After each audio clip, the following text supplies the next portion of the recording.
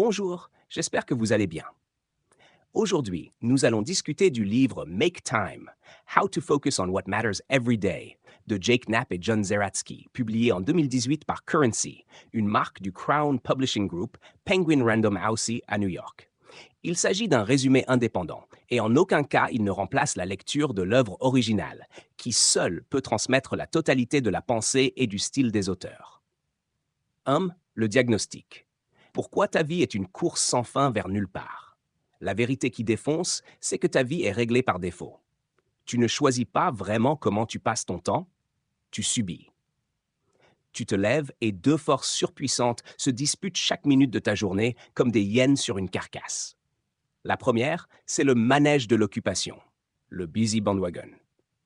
C'est cette culture débile qui te fait croire qu'un calendrier plein à craquer et une boîte mail qui déborde sont des signes de réussite. T'es occupé, donc t'es important. Ralentir, c'est pour les perdants.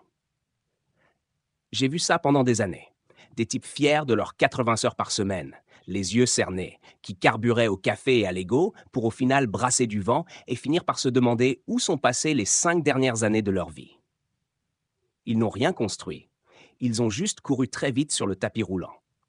L'autre force, c'est les piscines à contenu infini, Infinity Pools. C'est la récompense que tu t'offres pour avoir été un bon petit soldat sur le manège de l'occupation.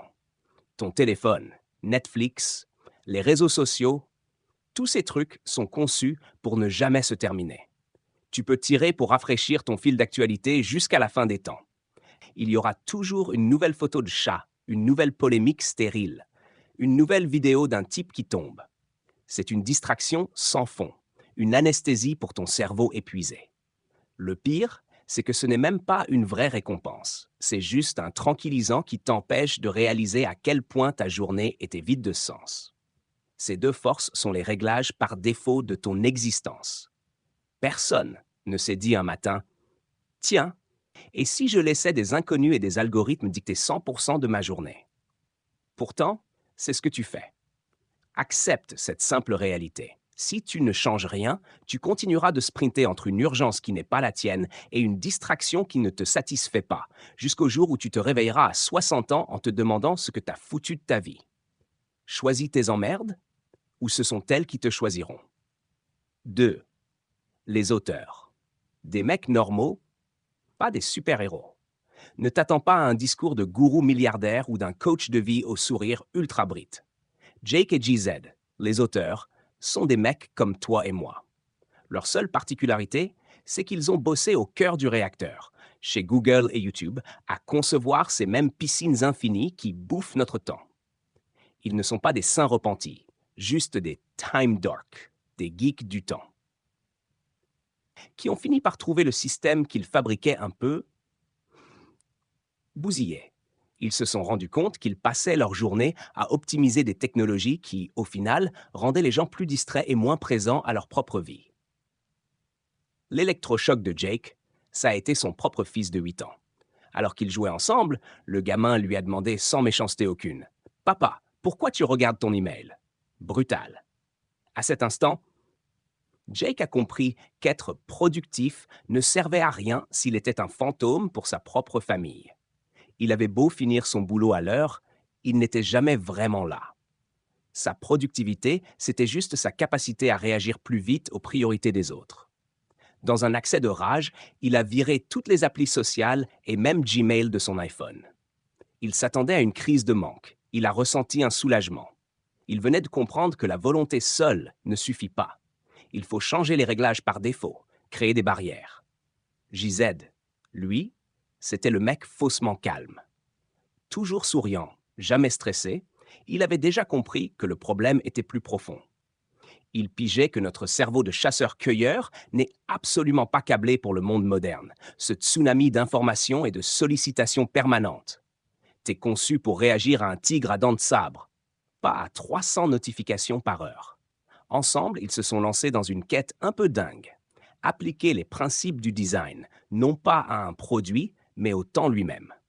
L'idée n'est pas de devenir plus productif pour faire plus de choses inutiles, mais de créer intentionnellement de l'espace pour ce qui compte vraiment. 3. La méthode. 4 leçons tirées du Design Sprint. Leur laboratoire, ça a été le Design Sprint, un processus qu'ils ont créé et mené plus de 150 fois chez Google Ventures, avec des centaines de startups comme Slack ou Uber. Le principe est simple.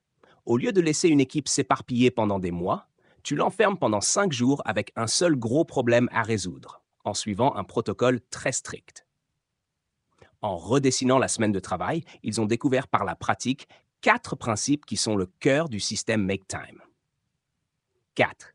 L'importance d'un objectif unique par jour. Chaque jour du sprint avait un seul but clair et ambitieux. Pas 50, juste un.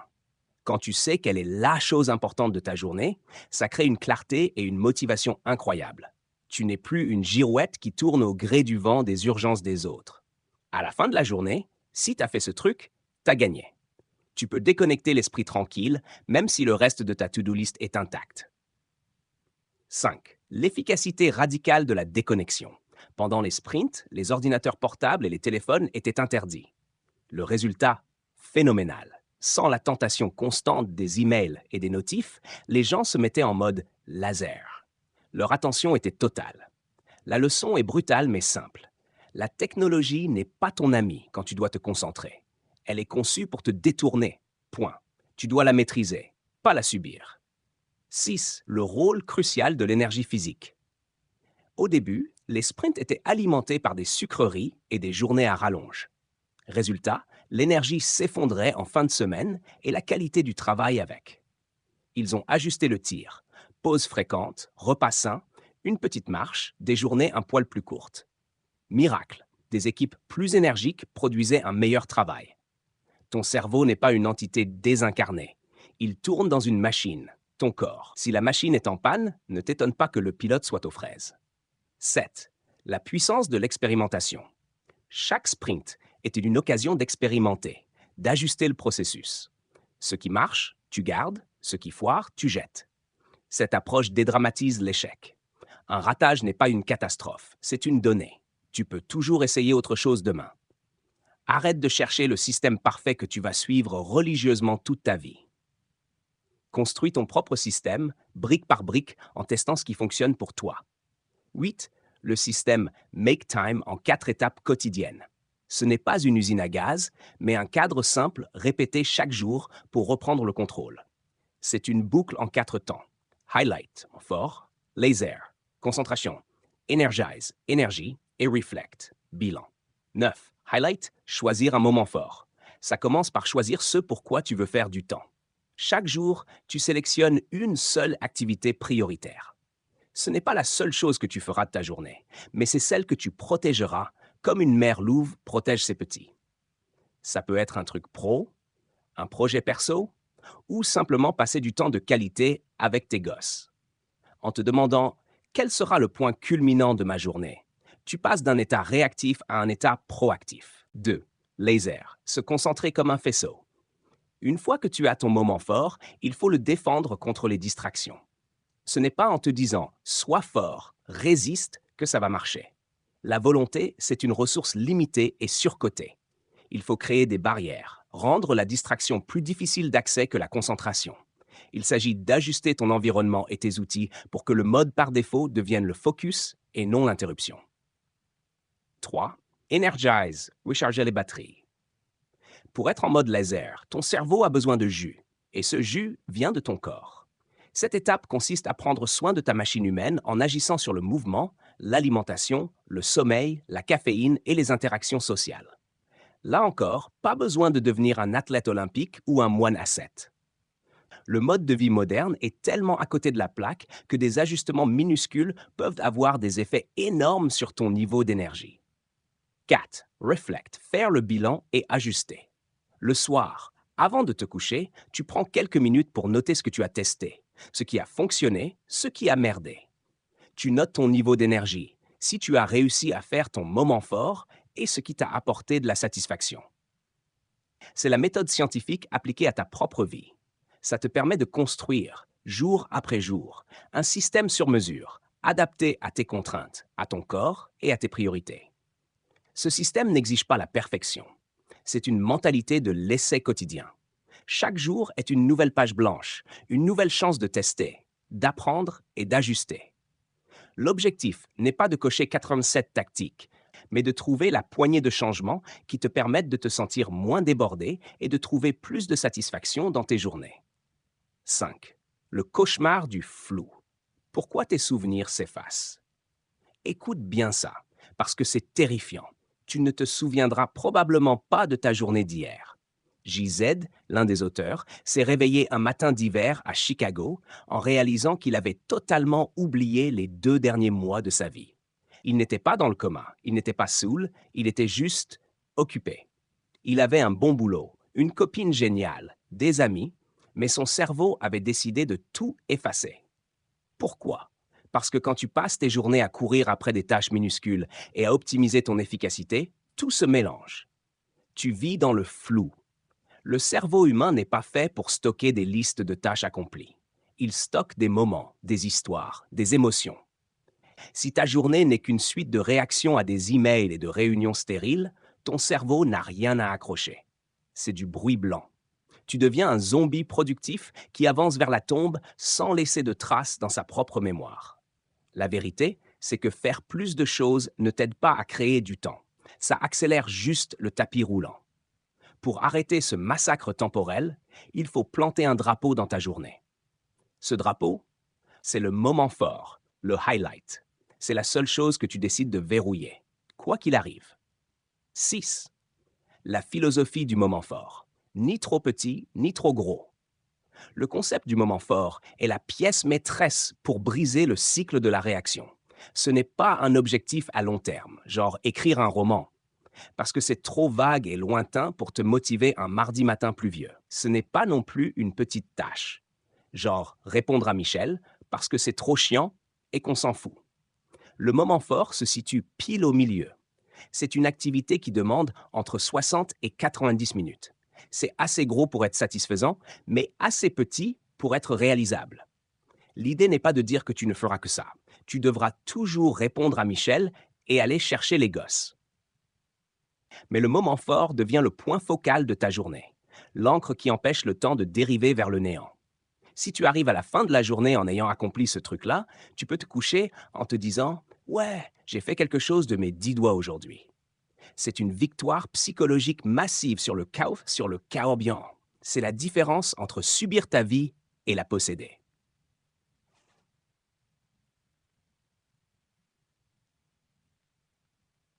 Tu te demandes peut-être comment choisir ce fameux moment fort quand ta to-do list ressemble à un rouleau de papier toilette infini. Les auteurs proposent 3 critères simples pour trancher dans le vif selon ton humeur et tes besoins. 8. L'urgence, urgency. C'est le critère le plus évident. Qu'est-ce qui doit absolument être fait aujourd'hui sous peine de catastrophe?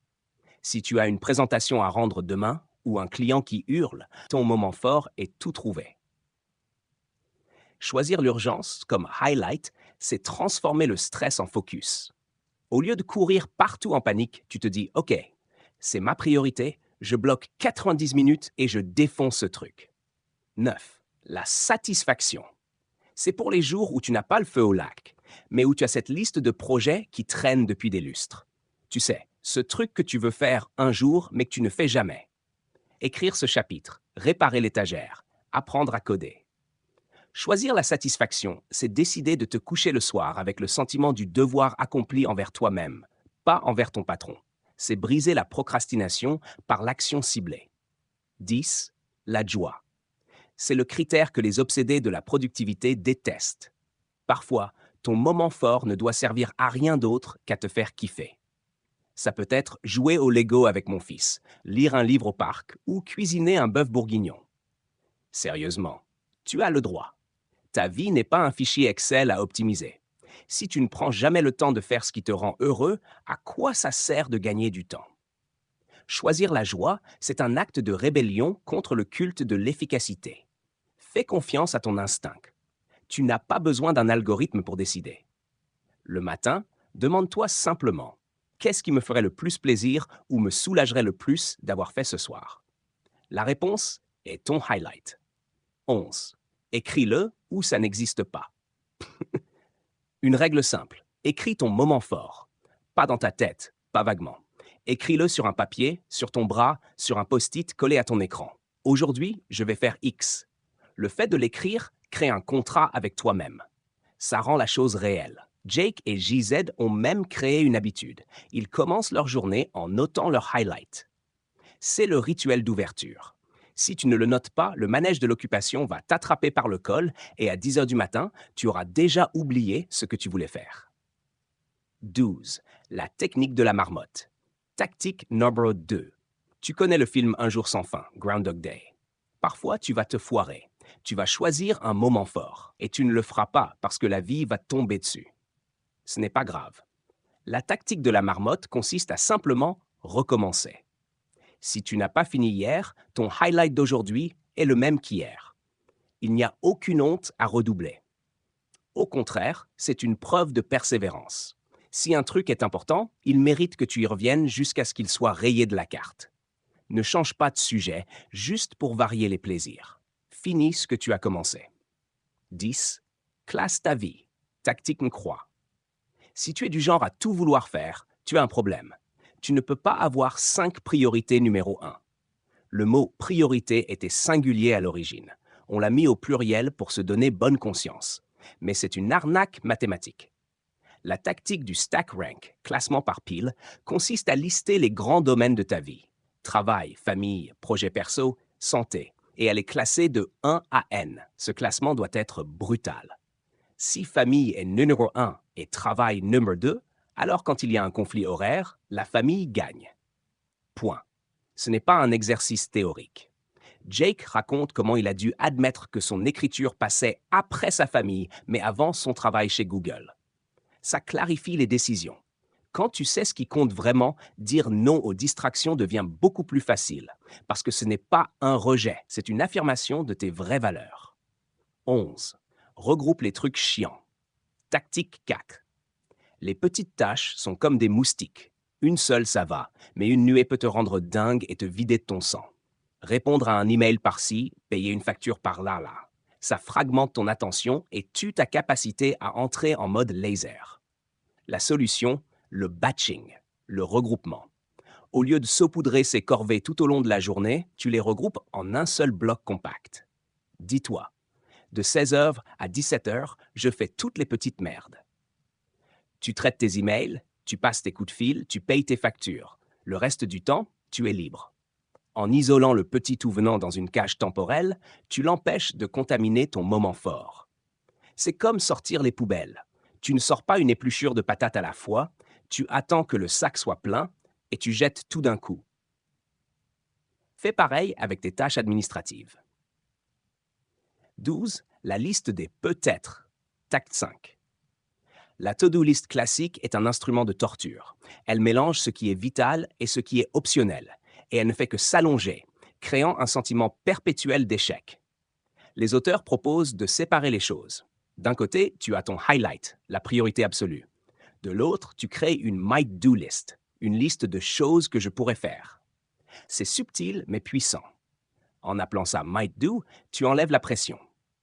Ce n'est pas une obligation, c'est un menu d'options. Si tu as fini ton highlight et qu'il te reste du temps, tu peux piocher dedans. Sinon, ce n'est pas grave. Ça remet les tâches à leur place. Des serviteurs, pas des maîtres. Tu arrêtes de te flageller parce que tu n'as pas tout coché. Tu as fait l'essentiel, ton highlight. Le reste, c'est du bonus. 13. La liste des brûleurs. Tactique number 6. C'est la méthode préférée de Jake et elle est géniale de simplicité. Imagine ta capacité de travail comme une cuisinière avec 4 brûleurs. Mais attention, c'est une cuisinière capricieuse. Tu ne peux pas utiliser tous les brûleurs à fond en même temps. La règle est la suivante. Brûleur 1, front burner. Ton projet principal, ton highlight. Il est à feu vif. Brûleur 2, back burner. Ton projet secondaire. Il mijote à feu doux. Le comptoir, tout le reste. C'est hors du feu. Pour appliquer ça, prends une feuille de papier. Divise-la en 2 colonnes. Dans la colonne de gauche, tu mets ton projet principal, brûleur 1, et tu listes quelques tâches liées. Laisse le reste de la colonne vide, c'est l'espace pour te concentrer.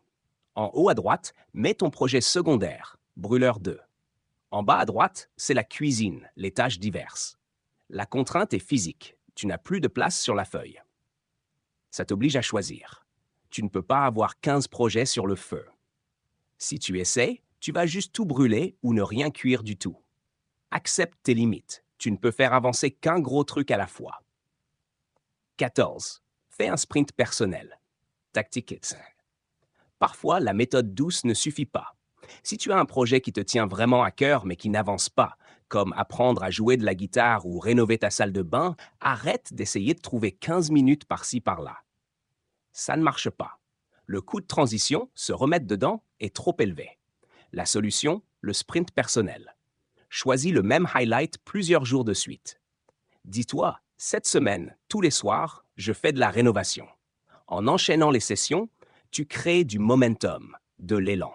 Ton cerveau reste connecté au problème, même quand tu dors. Tu n'as plus besoin de te rappeler où tu en étais, tu es déjà dedans. C'est comme ça que les vrais projets avancent, par obsession temporaire, pas par modération constante. 15. Planifie-le ou oublie-le. Tactique number 8. Tu crois que tu vas trouver le temps naturellement. Laisse-moi rire. Le temps libre n'apparaît pas par magie comme un lapin d'un chapeau. Si tu ne le réserves pas, quelqu'un d'autre le prendra. Une fois que tu as ton highlight, mets-le dans ton calendrier. Pas une vague note mentale, une vraie plage horaire bloquée. 10h, 11h30, écrire proposition. En faisant ça, tu transformes une intention, un vœu pieux, en un plan, une réalité. Ça te force à être réaliste sur le temps que ça prend. Et surtout, ça envoie un signal clair à toi-même et aux autres. Je suis occupé. Ton calendrier n'est pas là juste pour noter les réunions que les autres t'imposent. C'est ton outil pour défendre ton temps. Utilise-le comme une arme. 16. Bloque ton calendrier. Si tu utilises un calendrier partagé au boulot, tu es une cible mouvante. N'importe qui peut te balancer une réunion à 14 heures et ruiner ton après-midi. La parade. Bloque des créneaux avec des intitulés qui font peur ou qui sont mystérieux. Mais focus time ou simplement occupé. JZ allait jusqu'à bloquer toute sa matinée. Tu vas me dire, mais je ne peux pas faire ça. Mon patron va gueuler. Essaie. Souvent, les gens respectent un calendrier bloqué, plus que tu ne le penses. Ils chercheront juste un autre créneau. Et si on te demande, dis la vérité. J'ai besoin de ce temps pour avancer sur le projet X. Rarement, un patron te dira, non, je préfère que tu sois en réunion inutile plutôt que de bosser sur le dossier important. Prends le contrôle de l'espace blanc avant qu'il ne soit colorié par les autres. 17. Le bulldozer. Tactique number 10. Parfois, ton calendrier ressemble déjà à un champ de mine. Des réunions partout, des trous de 15 minutes inutilisables. C'est là qu'intervient le bulldozer. Tu regardes ton agenda et tu pousses tout. Tu regroupes les réunions, tu en annules, tu en déplaces. L'objectif est de dégager un gros bloc de temps continu pour ton highlight. Ça demande du culot. Oui. Mais réfléchis. Une journée fragmentée est une journée perdue pour le travail de fond. En regroupant les interruptions, tu sauves ta concentration. Sois impitoyable. Ta productivité en dépend. Mieux vaut s'excuser d'avoir déplacé une réunion que de s'excuser d'avoir rendu un travail de merde parce que tu n'avais pas le temps. 18. Faux bon assumé. Flake it till you make it. Parfois, tu as dit oui à un truc et le jour J arrive et tu te rends compte que c'était une connerie. Tu es crevé, tu as du vrai boulot ou juste pas envie. La société te dit de tenir tes engagements. Make Time te dit annule. Oui, annule. Pas tout le temps. Ne deviens pas un connard non fiable. Mais si l'engagement a une valeur faible et un coût élevé pour toi, lâche l'affaire. Envoie un message poli, mais ferme. Désolé, je ne vais pas pouvoir le faire finalement, j'ai trop de boulot. La plupart du temps, les gens s'en foutent ou sont même soulagés. Eux aussi voulaient peut-être annuler. Ton temps est ta ressource la plus précieuse. Ne la gaspille pas par politesse mal placée. 19. Apprends à dire non, tactique numéro 12. La meilleure façon de ne pas avoir à annuler, c'est de ne jamais dire oui au départ. Le non est le mot le plus puissant de la gestion du temps. Mais c'est dur. On veut être sympa, on veut aider. Jake et GZ proposent une astuce. Sois sympa dans le refus. Merci beaucoup d'avoir pensé à moi, mais je ne prends pas de nouveaux engagements pour le moment car je dois me concentrer sur X. C'est clair, c'est pro et ça ferme la porte sans la claquer. Rappelle-toi, Chaque oui à un truc mineur est un non à ton highlight. Tu ne peux pas tout faire. Choisis tes oui avec une avarice extrême. 20. Design ta journée. Tactique 13. Ne laisse pas ta journée se dérouler au hasard. Structure-la. Décide à l'avance quand tu fais quoi. Jake a réalisé qu'il était plus créatif le matin et bon pour les tâches administratives l'après-midi. Il a donc designé sa journée autour de ça. Café et écriture le matin, email et réunion après le déjeuner. Observe ton rythme biologique. Si tu as une loc à 14 heures, ne planifie pas ton highlight à ce moment-là. Utilise tes pics d'énergie pour tes priorités. C'est du bon sens, mais on fait souvent l'inverse en commençant la journée par vider les emails. Tâche de bas niveau, alors qu'on a le cerveau frais. C'est du gâchis. 21. Deviens un lève-tôt. Tactique 14. OK, c'est un cliché de productivité, mais ça marche pour une raison simple. Le matin tôt, personne ne te fait chier. Pas d'email, pas de coup de fil, pas de bruit. C'est le moment idéal pour le travail profond. JZ s'est forcé à devenir matinal en décalant tout son rythme. Café, lumière, tout pour tromper son corps. Si tu peux te lever 1 heure avant tout le monde, tu gagnes 1 heure de liberté pure. C'est 1 heure où tu es le maître du monde. Mais attention, ça implique de se coucher plus tôt.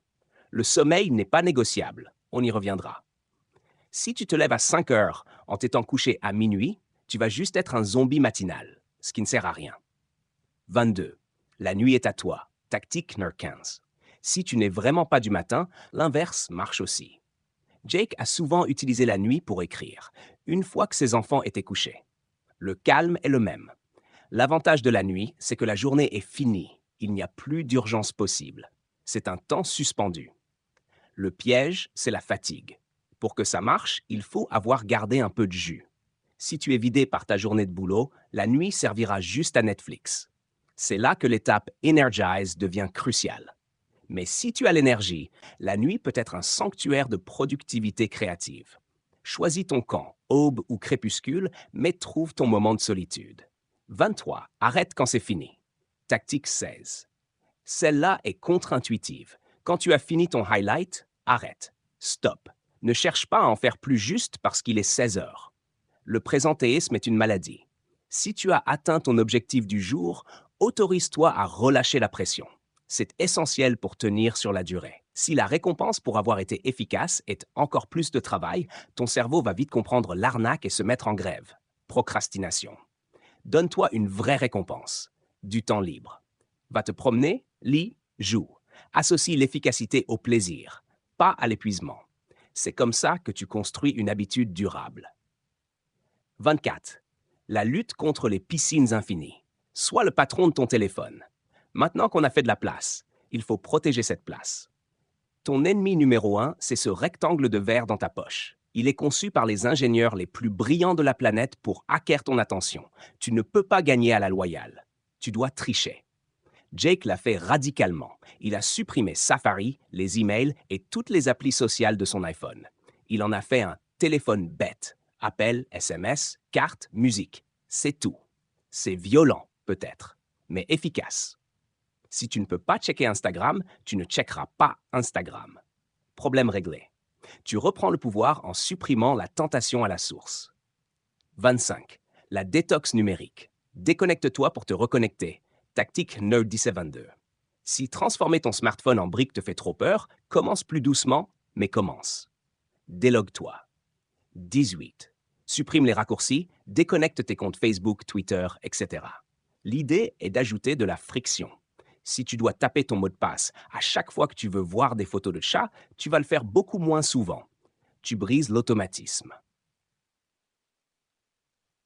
0 Notification 19. C'est la base.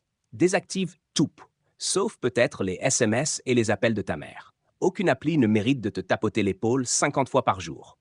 Ton attention t'appartient. Ne la donne pas au premier développeur venu qui veut te vendre de la pub. Épure ton écran d'accueil. Tactique 20. Vire tout ce qui est coloré et tentant de la première page. Garde les outils utilitaires.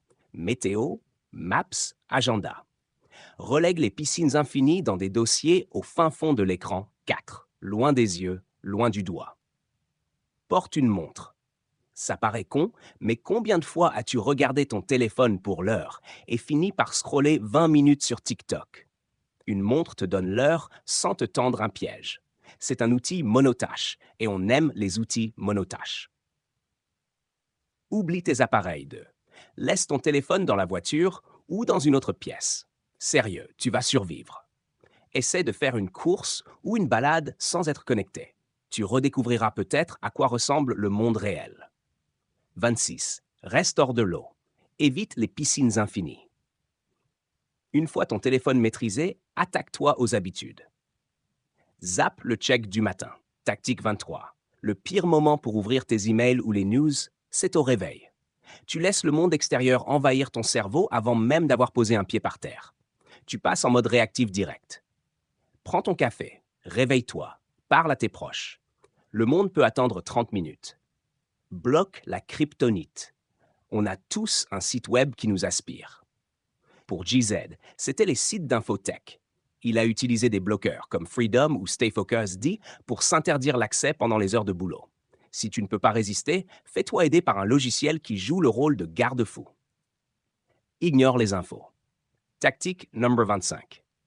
Les breaking news sont une arnaque. 99% des infos ne changeront pas ta vie et ne nécessitent pas ton attention immédiate. Contente-toi d'un récap hebdomadaire. Tu seras moins stressé et tout aussi informé sur ce qui compte vraiment.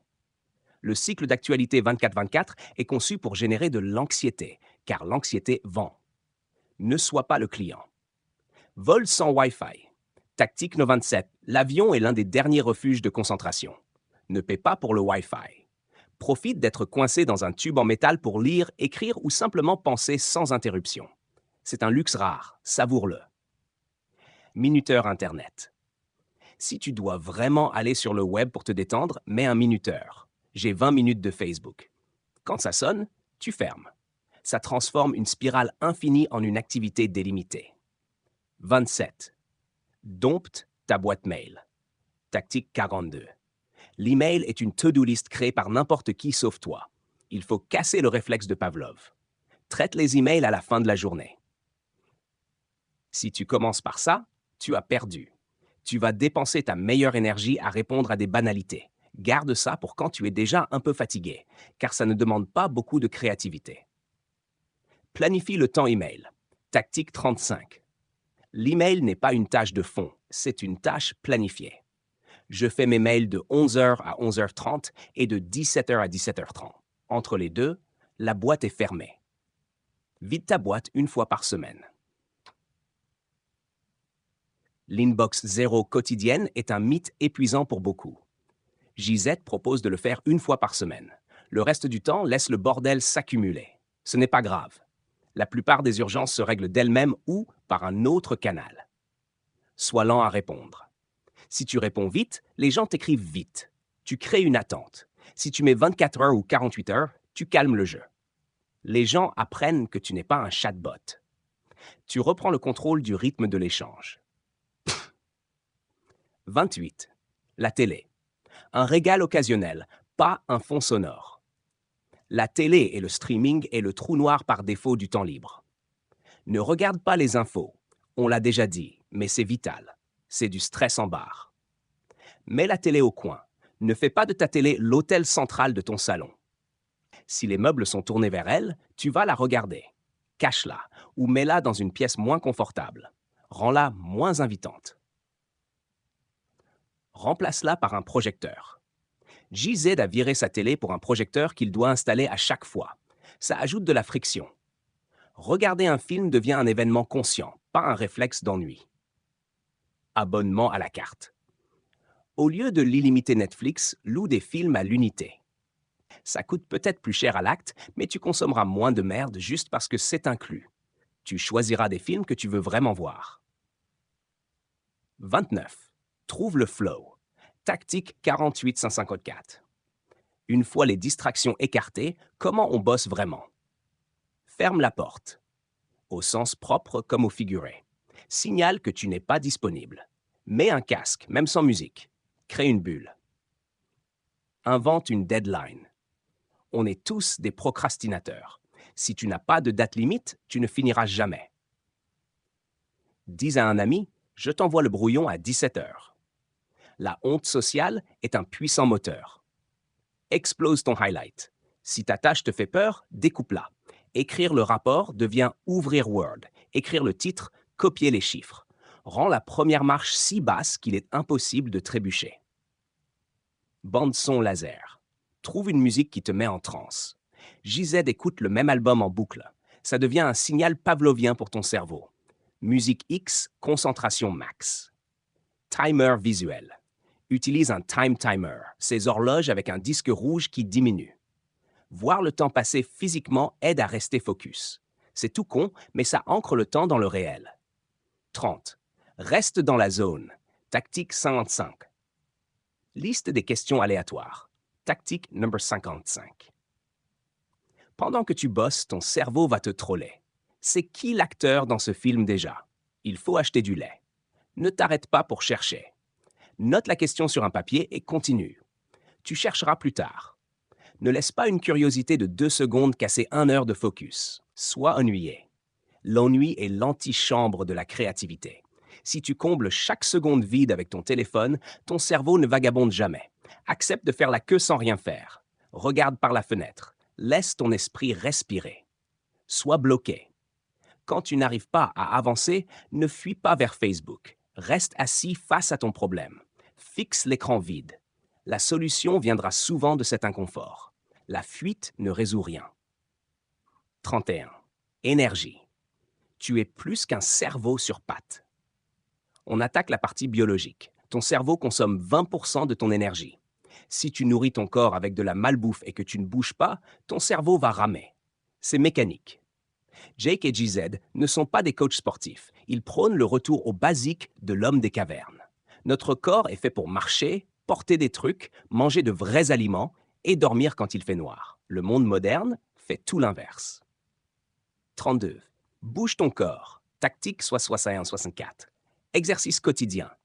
Pas besoin de courir un marathon. Fais quelque chose, n'importe quoi, tous les jours.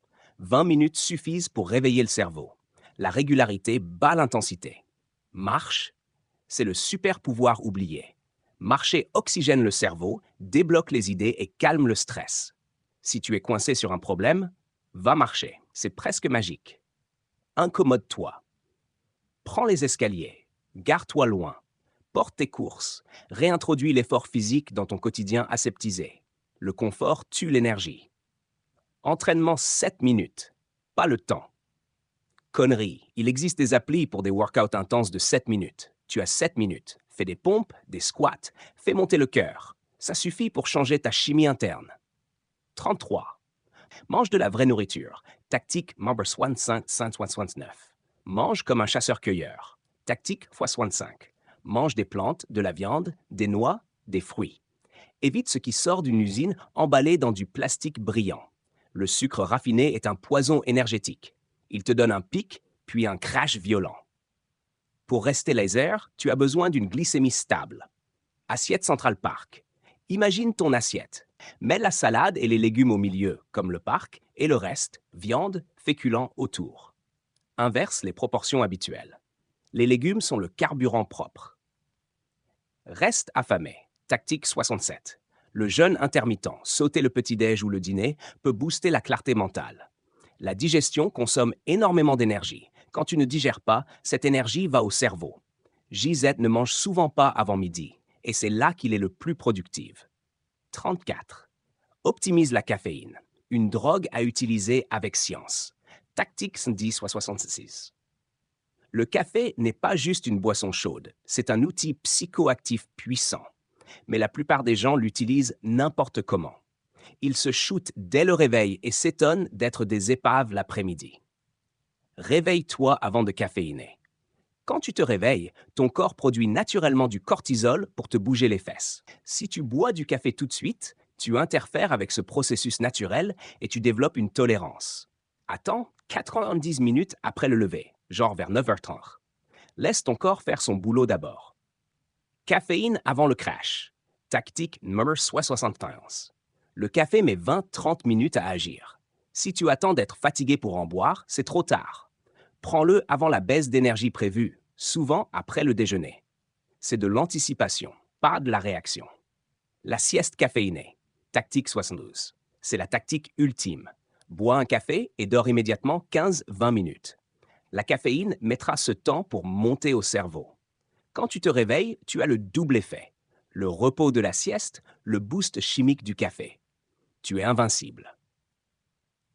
Thé vert. Si le café te rend nerveux, passe au thé vert. C'est une énergie plus stable, sans les tremblements. Parfait pour maintenir l'altitude sans se brûler les ailes.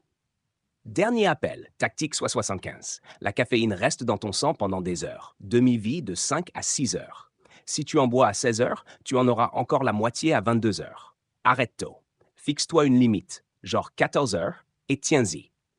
Ton sommeil te remerciera. 35. Déconnecte pour de vrai. Deviens forestier. La nature est un chargeur de batterie naturelle. Quelques minutes dans un parc ou une forêt font baisser le rythme cardiaque et le stress. C'est prouvé scientifiquement. Les arbres nous calment. Va toucher de l'herbe. Méditation furtive. La méditation fait peur, mais tu n'as pas besoin d'être un moine. Utilise des apps comme Headspace ou juste assieds-toi et ferme ta gueule pendant 3 minutes. Concentre-toi sur ta respiration. C'est un reset pour ton cerveau surchauffé. Laisse tes écouteurs. On a peur du silence. On remplit chaque trajet de podcast ou de musique. Essaie de marcher sans rien. Laisse tes pensées vagabonder. C'est souvent là, dans le silence, que les solutions à tes problèmes émergent. Vraie pause. Scroller sur Instagram n'est pas une pause. C'est une autre forme de stimulation. Une vraie pause, c'est regarder par la fenêtre, s'étirer, discuter.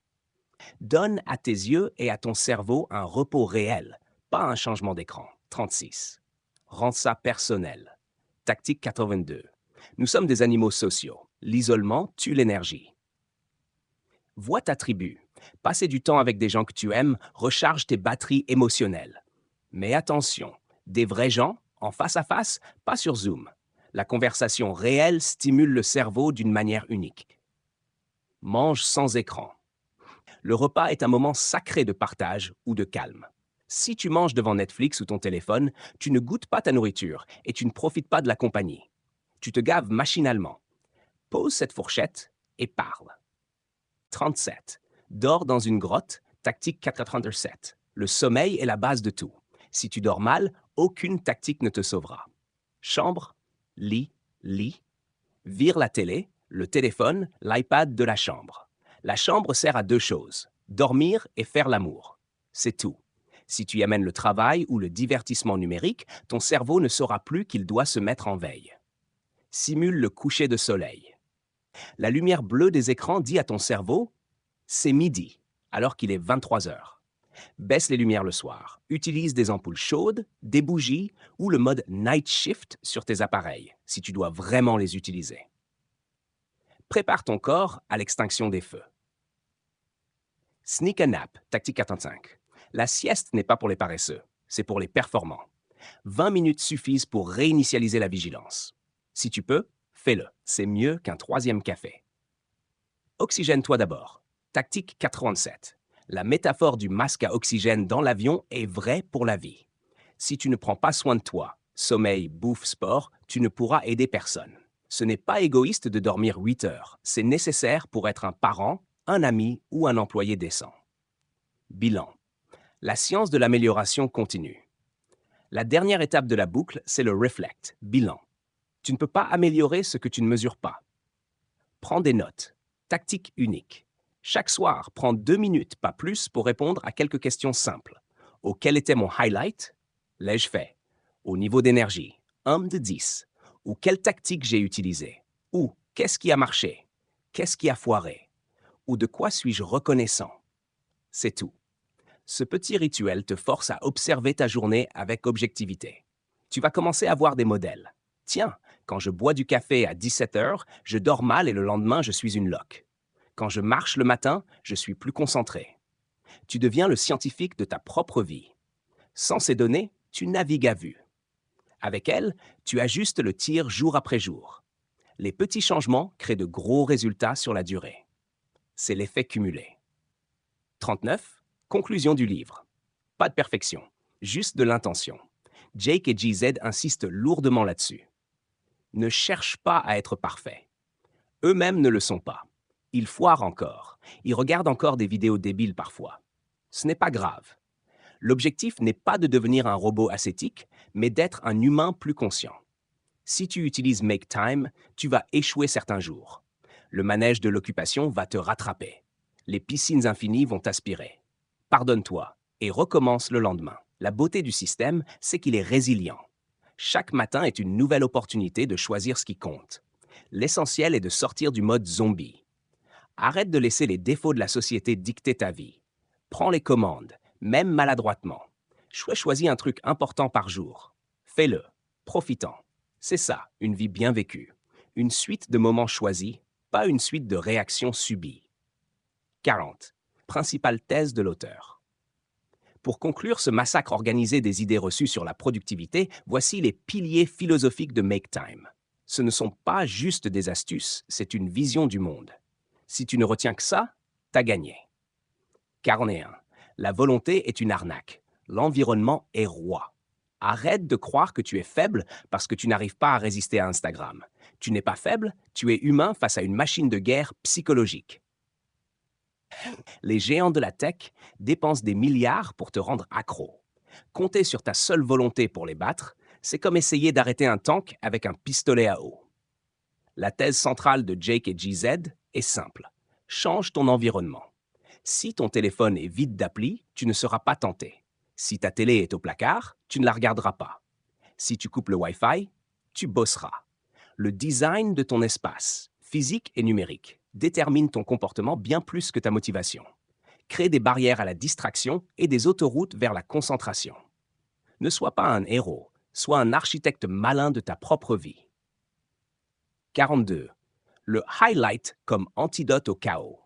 La productivité classique te dit de faire plus de choses plus vite. C'est un piège mortel. Faire plus de tâches insignifiantes ne donne pas de sens à ta vie. Ça te transforme juste en hamster sous amphétamine. La thèse ici est radicalement différente. Fais moins, mais fais ce qui compte. En choisissant un seul moment fort par jour, tu passes de la réaction à l'intention. Ce n'est pas grave si tu ne vides pas ta to-do list, spoiler, tu ne la videras jamais. Ce qui compte, c'est d'avoir accompli la chose que tu avais choisie. Cette focalisation quotidienne est la clé pour reprendre le contrôle du temps et de la mémoire. Une vie mémorable est une suite de highlights, pas une suite de cases cochées. 43.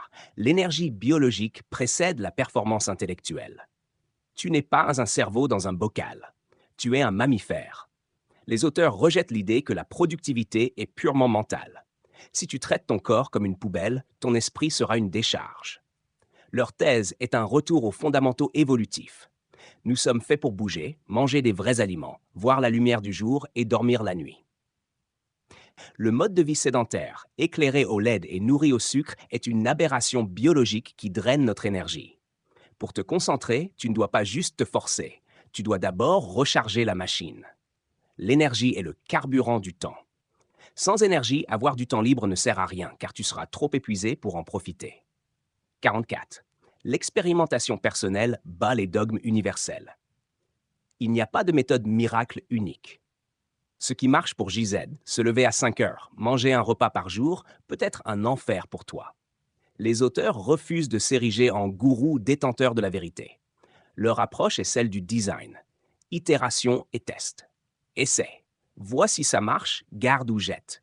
Cette mentalité scientifique déculpabilise totalement l'échec. Si une tactique foire, ce n'est pas toi le problème, c'est la tactique.